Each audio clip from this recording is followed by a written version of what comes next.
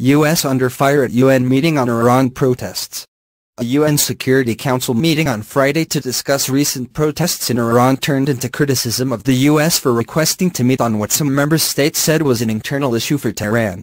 France's ambassador to the UN said the protests did not threaten international peace and security, in what may be an implicit criticism of the United States.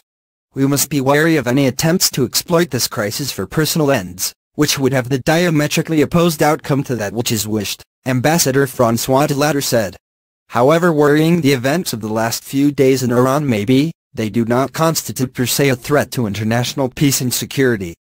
Demonstrations erupted in Iran over a week ago after the government announced plans to raise fuel prices and cut monthly cash handouts to lower-income Iranians. The unrest spread over 80 cities and towns and has resulted in 22 deaths and more than 1,000 arrests, according to Iranian officials.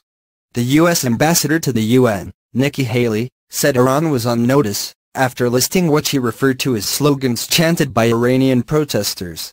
The Iranian regime's contempt for the rights of its people has been widely documented for many years, said Ms. Haley, adding that the U.S. stood unapologetically with those in Iran who seek freedom for themselves, prosperity for their families, and dignity for their nation.